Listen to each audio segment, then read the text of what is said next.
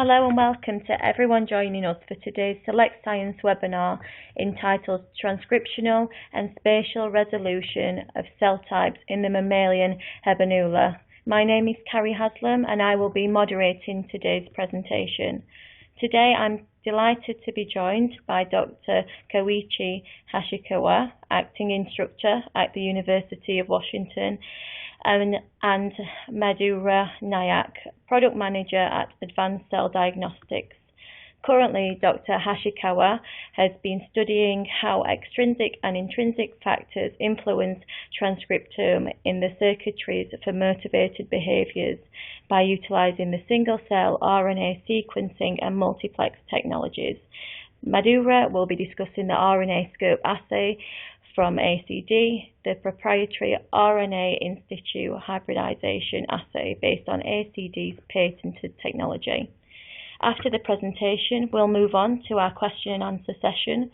Please feel free to ask any questions for the Q&A at any time during the webinar, and you can submit your question at the left of your screen. So without any further delay, I would like to hand over to Dr. Hashikawa for today's presentation, and I would like to thank him and Madhura for speaking to us. Please go ahead, Koichi. Thanks, Gary. Thank you. Thanks for joining us. I'm Koichi Hashikawa, a postdoc in the Spatial lab at the University of Washington. Today, I'd like to share our transcriptional analysis of the Mammalian Habenula. So before getting into the talk, I'd like to introduce our team. So the entire work was led by Yoshiko Hashikawa, who conducted most of the experiments and performed analysis. And I myself performed the single-cell RNA-seq analysis. And the whole work was conceived and supervised by the Garrett Stuber. So today, I'm going to share our work on behalf of this whole team. The Habenula is a tiny epithalamus structure that is highly evolutionarily conserved across species. Hikosaka and their colleagues have shown, using the electrophysiological experiments, that the Habenula neurons are excited in the presence of aversive stimuli, while the same neurons are inhibited in the presence of rewarding stimuli. And in more recent studies using mice and optogenetics, including our lab, have shown that the optogenetic stimulation of the Habenula is sufficient to induce the aversive state. Moreover, Okamoto and their colleagues using zebrafish have shown that this structure is also critical for fear and anxiety state in zebrafish. Anatomical studies have shown that the Habenula can be divided into the medial and the lateral Habenula. And each medial and the lateral Habenula has their own subnuclei. The tracing experiments have revealed that the input and output organizations of the medial and lateral Habenula are highly distinct. So despite this functional and anatomical knowledge of the Habenula, the transcriptional landscape of the Mammalian Habenula, especially at the single-cell resolution, is still lacking. To address this, we are utilizing the single-cell RNA-seq technology to address the following questions. First, we like to transcriptionally define Habenula cell types. And since the Habenula is highly evolutionarily conserved structure, we like to examine the transcriptional conservation across species. And we also like to examine the spatial distributions of the transcriptional cell types. And we like to ask whether the transcriptional diversity is associated with the functional properties. And also, since the Habenula is critical for mediating aversive state, we like to identify cell types that are responding to aversion. So here, we like to explain our experimental procedures. We are utilizing a drop technology by David McCaskill and Steve McCarroll at Harvard. Especially, we are utilizing the cranium technology that was developed by 10x Genomics. We prepare singly dissociated cells of the mammalian habenula, and the singly dissociated cells went through the microfluid chips and captured into droplet. And the cells in the droplet are bind to the beads that give the cellular and the molecular barcodes. And from there, we reverse transcribe and generate the cDNA libraries. And cDNA libraries were sequenced, and sequenced genome was aligned to the mouse genome.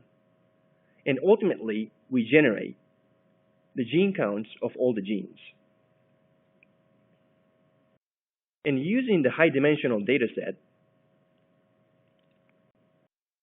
we conducted the clustering. Especially, we are using the graph-based clustering SHRAP package that was developed by Rao Satija and their colleagues at NYU. We identified 28 clusters, including neuronal and non-neuronal clusters. Since our lab is mostly interested in the neuronal circuitry underlying the animal's motivated behaviors, in the subsequent analysis, we are mostly focusing on the neuronal cells. We extracted the neuronal clusters and conducted the clustering again. And we found 12 neuronal clusters. And 12 neuronal clusters can readily be divided into the medial and the lateral habenula clusters based on the canonical marker genes. Those canonical marker genes are TAC2 for the medial habenula and the PCDH10 for the lateral habenula. And we conducted the differentially expressed gene analysis to identify the marker genes for each cluster. In this violin plot, on the top, we show the canonical marker genes and known markers. And on the bottom, we show the marker genes that we identified in our analysis. We found two things. First, a few clusters can be defined by single genes.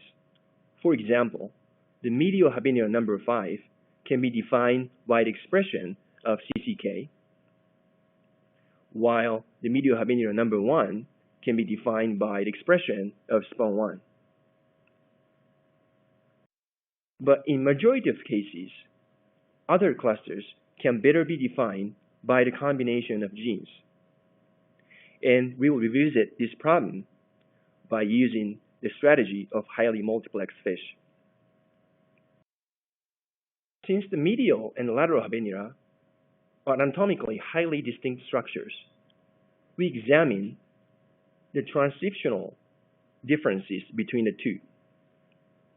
We conducted a differentially expressed gene analysis and found 170 genes that are enriched in the medial habenula and 289 genes that are enriched in the lateral habenula. And those differentially expressed genes include genes related to neurotransmitters, shown on the top right, and the genes related to glutamate and GABA receptors on the bottom left, and the genes related to ion channels on the bottom right. So all of those genes are defining the cellular excitability and the synaptic properties, indicating that those two structures are transcriptionally and also functionally different. And also, those differentially expressed genes imply that transcriptome of the two structures are governed by the distinct transcriptional factor networks.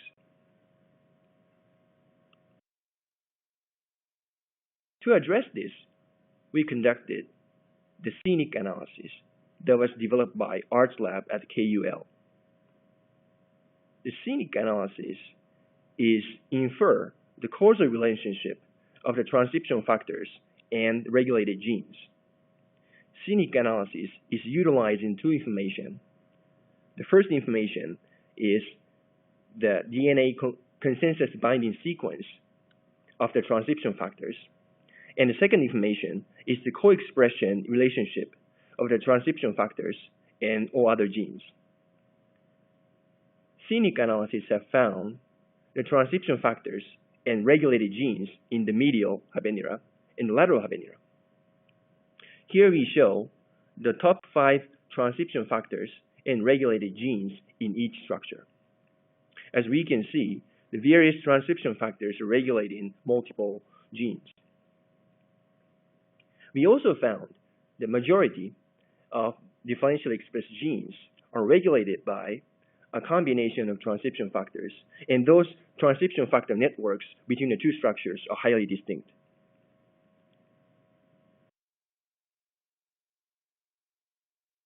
Next, we examine the transcriptional conservation across species. To do this, we jointly analyze the single-cell RNA-seq data of zebrafish that was originally generated by Pandey and their colleagues, and the single-cell RNA-seq data of mice that was generated by ourselves. But the computational problem is, since that those two data sets were acquired by different sequencing platform, experimental setup, those confounding factors are preventing us to joint analyze the two data sets. If we simply merge the two data sets and conduct the clustering, we get something like this on this UMAP plot. So all the cells of those two species are highly separated in the space. To overcome this issue, we performed the integration analysis that was developed by Raul Satija and their colleagues at NYU. So basically, this latest Sherrod package is utilizing two computational strategies. One strategy is the canonical correlation analysis, and the second computational analysis is the mutual nearest neighbor analysis. Combination of those two computational strategies are minimizing the confounding factors and maximizing similarity between the two data sets.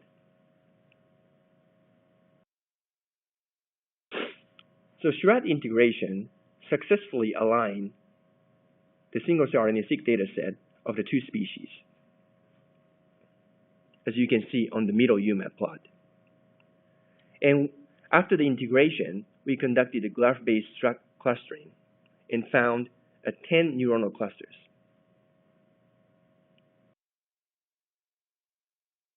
We also found that the integrated neuronal clusters number 2, 3, 5, 6, and 7 are highly expressed in TAC2, while the other clusters are highly expressed in PCDH10. To examine the correspondence between the integrated clusters and the fish or mice clusters, we performed the cross-correlation analysis. And we found that the integrated clusters number 2, 3, 5, 6, and 7 are highly correlated with the dorsal habenula of the zebrafish and the medial habenula of mice, while the other integrated clusters are corresponding to the ventral habenula of the zebrafish and the lateral habenula of mice.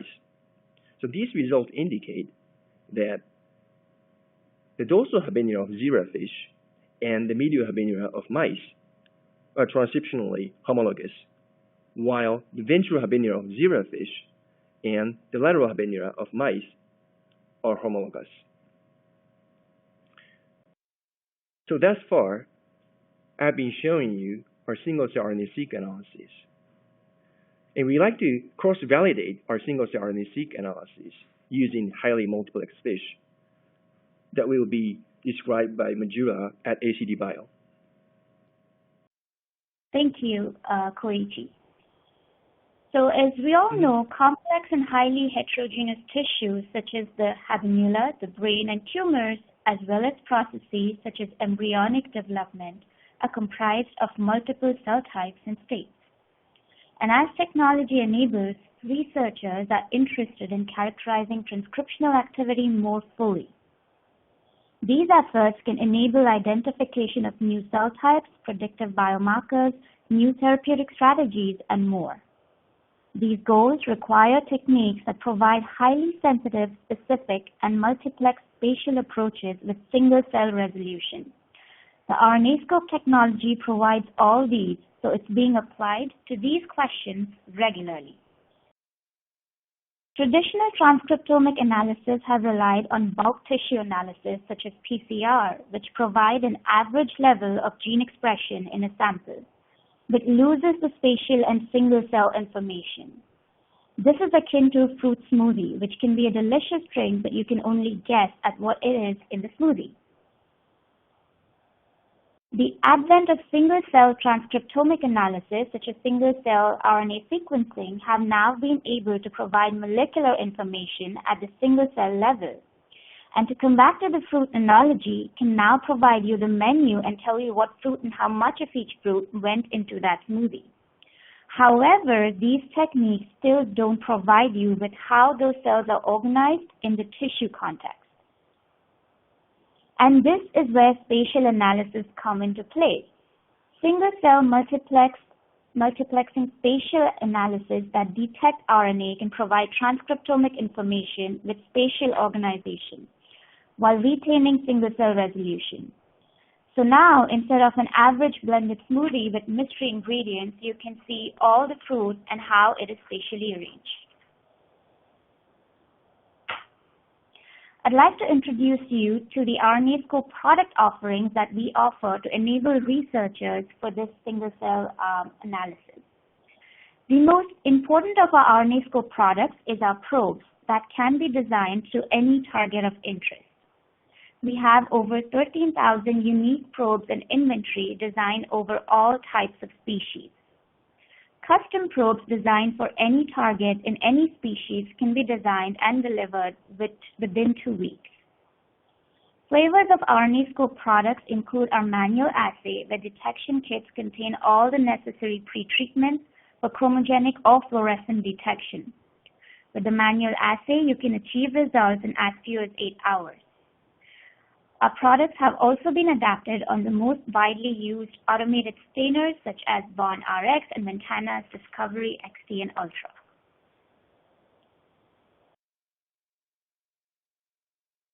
The RNAscope technology is an ideal spatial analysis solution to interrogate complex tissues. It is a highly specific and sensitive method to detect RNA biomarkers in cells and tissues with morphological context at the single-cell level. It consists of 3 parts: a unique target probe that ACDs designs against your sequence of interest, a signal amplification system that generates the high signal-to-noise ratio, and lastly, visualization of single RNA molecules as dots. The assay allows for spatial mapping of mRNA, long non-coding RNA, splice variants, and highly homologous sequences in cells and intact tissues, all of which can be visualized with either fluorescent or chromogenic labels. This assay can be performed on a wide variety of sample types, including FFPE tissues, fresh and frozen and fixed frozen tissues, PBMCs, and cultured cells.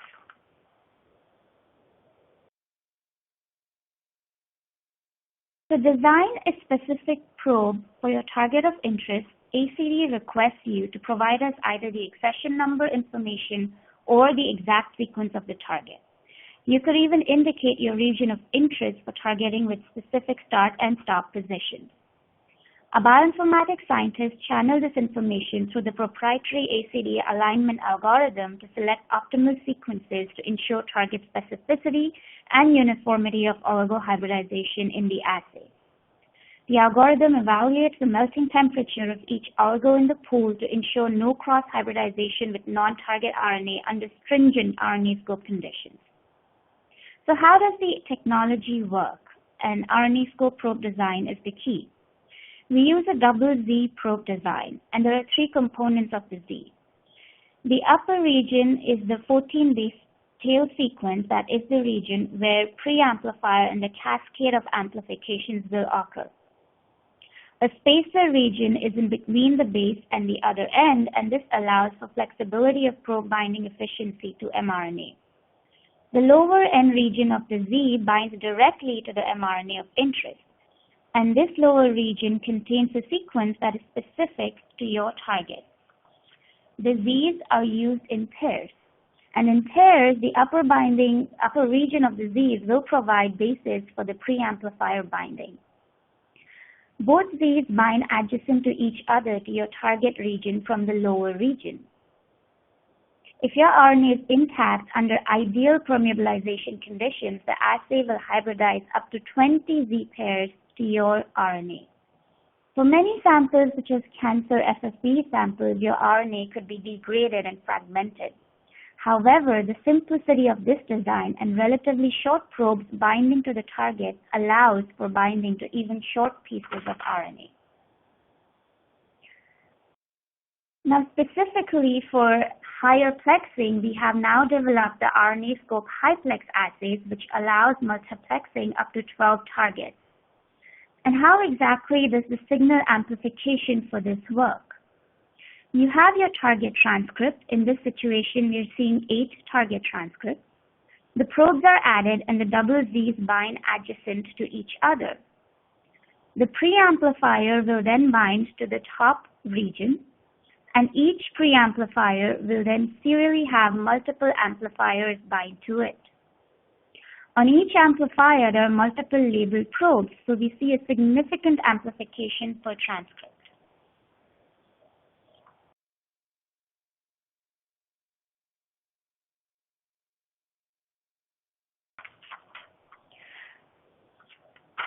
And finally,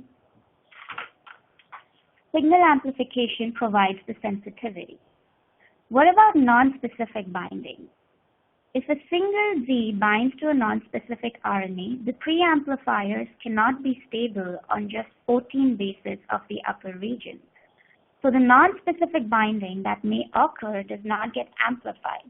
And this is how the double Z design prevents background noise and contributes to specificity. The unique double Z probe design allows specific and robust signal amplification.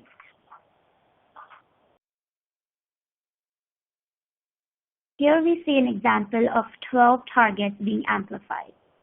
So you have the double Z's bound, you have your amplification tree bound, and finally you have your target fluorophores bound. These fluorophores bind in groups of 4 sequentially to the specific transcripts, allowing for detection of the targets in specific channels. For iterative detection, our assay utilizes cleavable fluorophores, which can be chemically cleaved after imaging to allow for detection of the next round of target probes, and so on until 12 targets have been detected. Looking at the overview of this workflow, in 3 rounds, we enable you to detect 12 targets. Please note the detection of the 3rd round of 4 targets requires the use of HiPlex 12 and ciliary kits. Once imaging for all rounds has been performed, we provide you with an image registration software which allows for overlaying and simultaneous visualization of all 12 targets on your sample. Highlights of this assay are summarized on this slide. This is available in a manual assay and it's available in the fluorescent detection mode. As I mentioned, the signal amplifications and detection are available for up to 12 mRNA targets on the same tissue section. This is a simplified workflow with a single probe hybridization step. The iterative fluorescent detection in groups of 4 targets at 3 rounds at a time. Utilizes cleavable fluorophores for 488, 550, 647, and 750 channels. This assay conserves morphology and preserves RNA quality. It uses chemical-based rapid cleaving steps. There's no tedious overnight steps of target probe stripping involved, and this is currently recommended for fresh frozen and fixed frozen samples. Now here are some beautiful images generated by scientists with the use of our HiPlex technology, enabling some cutting-edge research across multiple applications. For more information, please visit us at www.acdbio.com, or you may directly reach out to me and I can best assist you further. Now back to Koichi for continuing on with how he used HiPlex FISH to continue his research on the Habenula.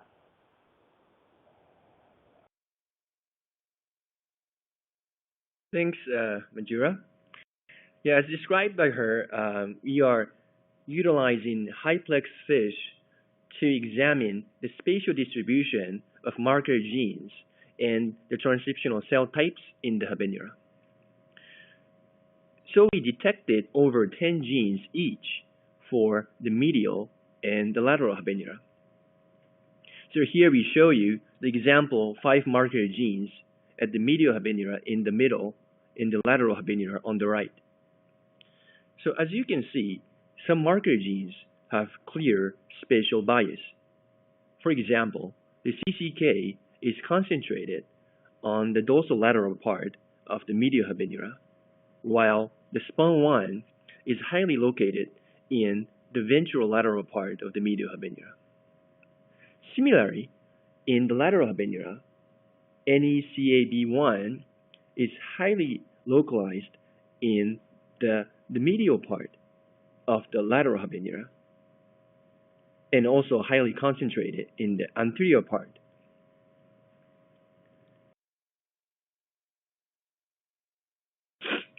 So using the expression matrix of all the genes detected, we conducted the graph-based clustering and identified 6 HiPlex clusters for medial Habenula and also 6 HiPlex clusters for the lateral Habenula. To examine the correspondence between the HiPlex clusters and the single-cell RNA-seq clusters, we conducted the cross-correlation analysis and found that each single-cell RNA-seq cluster has 1 or 2 corresponding HiPlex clusters.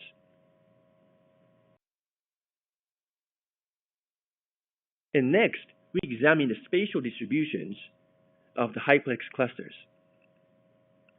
The medial Habenula on the left and the lateral Habenula on the right. As you can see, some of the HiPlex clusters have clear spatial bias. For example, HiPlex cluster number 5 and 6 are located at the dorsal part of the medial Habenula. And these HiPlex cluster number 5 and 6 are corresponding to the single-cell RNA-seq cluster number 5. And HiPlex cluster number 1 and 2, that is corresponding to the single-cell RNA-seq cluster number 1, are located the ventral lateral part of the medial Habenula. Similarly, in the lateral Habenula, we see the spatial bias distribution of the HiPlex clusters on the medial lateral axis and dorsal ventral axis. But in the case of lateral Habenula, we see also the spatial bias on the anterior posterior axis as well. So next, we examine whether the transcriptional diversity is associated with the functional properties. To do this, we conducted the slice patch recording experiment. And all the slice patch experiment conducted by Mark Rossi in our lab. So briefly, we recorded from Habenula neurons of wild-type mice. And after the recording, we extracted the cytosol and collect the messenger RNA. And we generate the cDNA and perform the real-time qPCR to detect and quantify the marker genes. In our study, we focus on the dorsolateral part and ventrolateral part of the medial Habenula to target the cells expressing CCK or the SPON1, since the CCK is the single marker gene for the medial Habenula number 5, while the SPON1 is a marker gene for the medial Habenula number 1. And we found that spontaneously, SPON1 cells are more excitable than the CCK expressing cells. And we didn't show you here, but we also found that SPON1 cells are highly responsive to the current injection. So this result indicates that at least the two of the molecularly defined cell types in the medial habenula have highly distinct electrophysiological properties. And in the final few slides, we are examining the cell types that are responding to aversion. To do this, we are using ACT-seq technology that was developed by Wei-Ji Han and their colleagues at UCLA. The ACT-seq is detect and quantify the enrichment of immediate early genes in the transcriptional cell types. Since some of the immediate early genes, including CFOS and EGR1, have been widely used as a surrogate neuronal activity markers. In our case, we gave foot shocks to mice and conducted the ACT-seq experiment.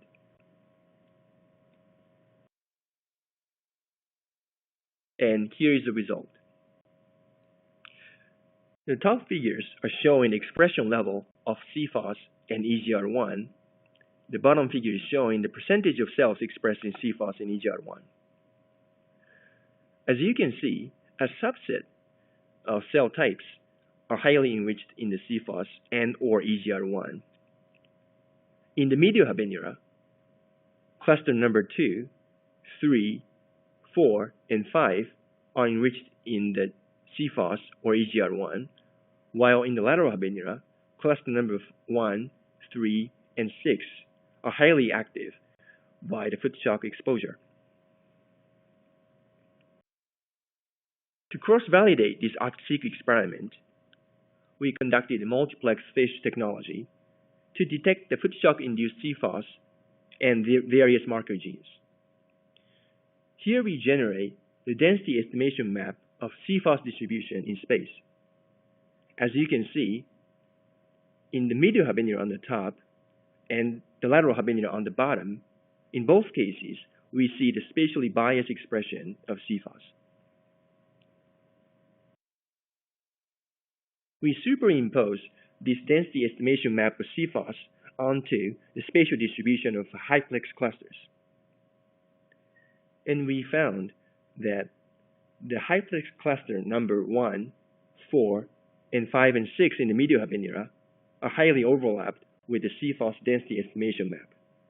And those medial habenula cluster number 1, 4, 5, and 6 are corresponding to the single-cell RNA-seq cluster number 1, 3, 5. And this result is highly consistent with the ACT-seq experiment. Similarly, in the lateral habenula, HiPlex clusters number 2, 4, and 5 are highly overlapped with the CFOS density map. And those clusters are corresponding to the single-cell RNA-seq cluster number 1 and 3.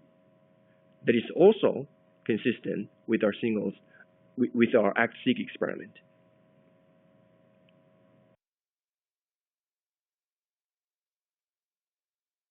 Finally, we examine the genetically accessible cell types responding to aversion. To do this, we conducted the multiplex FISH technology to detect the foot shock-induced CFOS and various marker genes, including CCK and SPON1 in medial habenula, and SV2C and LMO3 for the lateral habenula. And we found that in the medial habenula, CCK is more overlapped with CFOS than SPON1, while in the lateral habenula, SVTC is overlapped more with CFOS than LMO3. So those marker genes can potentially be utilized for future study for the circuit dissection experiments.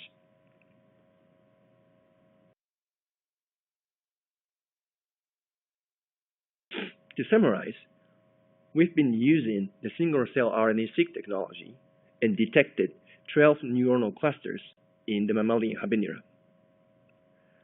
And those neuronal clusters can be defined by the multiple marker genes. And we performed the cross-species analysis and found the transcriptional homology between the mammalian medial habenula and the zebrafish dorsal habenula, and between mammalian lateral habenula and the fish ventral habenula. We performed the HiPlex FISH technology and found that spatially biased distributions of the transcriptional cell types. And we conducted the slice patch clamp recording experiment and found that CCK cells and SPON1 cells in the medial habenula exhibit highly distinct electrophysiological properties. And finally, we conducted the ACT-seq experiment and found that a subset of cell types are responding to the version.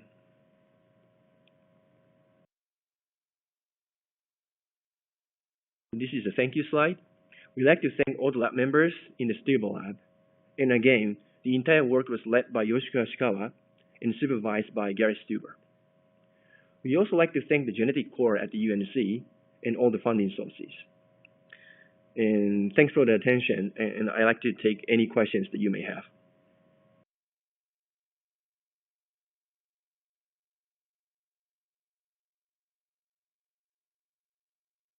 Thank you for that interesting webinar, Madhura and Koichi. Let's move on to the last part of today's webinar, which is the question and answer session. So for the first question, we've got, does performing HiPlex assay require purchase of any additional reagents or instruments? Thank you, Carrie. So I can address that question. So essentially, purchase of HiPlex assay comes with ready-to-use reagents that are provided in the form of a kit. You would require stable lab reagents such as alcohol and or formaldehyde and all the buffers, etc. But everything to run the assay, in the sense the probes, all the detection reagents, the fluorophores, everything is included in a ready-to-use kit. Also, with the purchase of the HiPlex assay, you do get the image registration software, which will be required for you to overlay all the images once you have used a fluorescent microscope to image them. The one thing that is needed in order to run not just HiPlex, any RNAscope assay, is the HiveEasy oven. This is a manual oven in which you basically add in the slides in order to ensure that the incubation temperature conditions are maintained. So that is something that you would need to purchase in order to run the HiPlex assay. Perfect. So on to the next question. We've got, what controls are used for the RNAscope assay? The controls, essentially what we recommend is a set of housekeeping genes. So basically the controls are used to assess the overall quality and the integrity of RNA in the samples.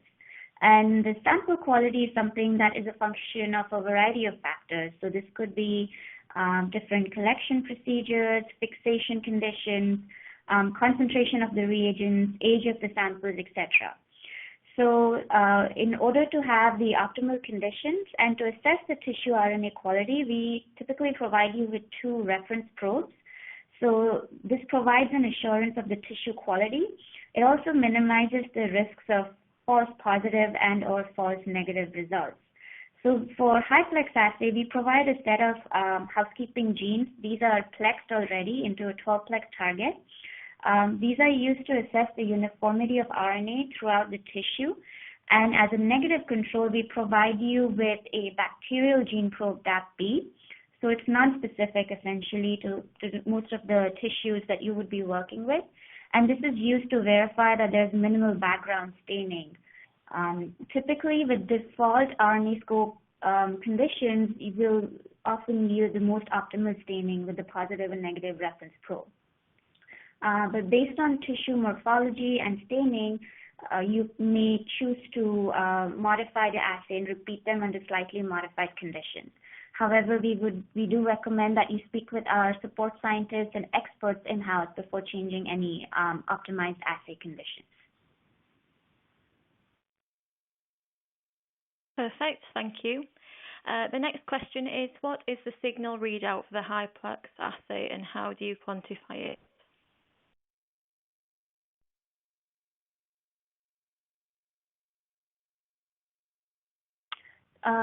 Thank you, Carrie. So essentially, what we typically do is we do a visual scoring, and we assign a single score to a sample based on the predominant staining pattern. So the readout is in the form of dots. So essentially, our RNAscope readout varies slightly from IHC assays. You don't see like the entire area stain; you actually see dots.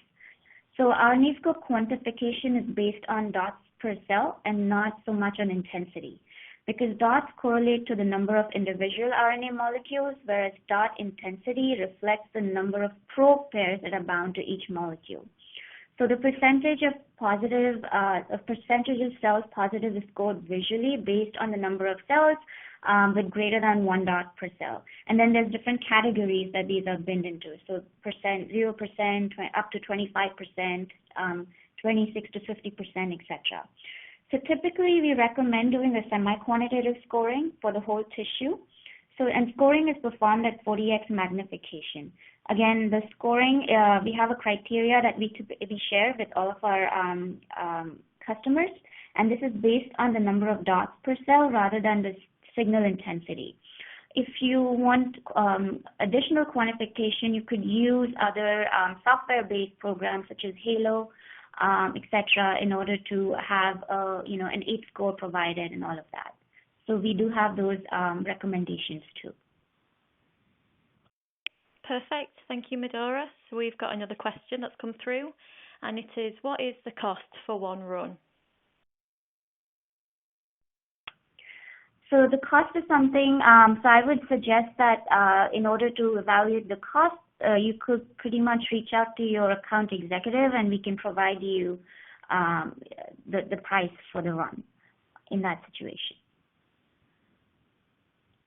Perfect. Thank you very much. So the next one is, how many cells total would be needed to represent the brain region? Is Koichi able to answer this one? Okay, so it appears that we may have lost Koichi.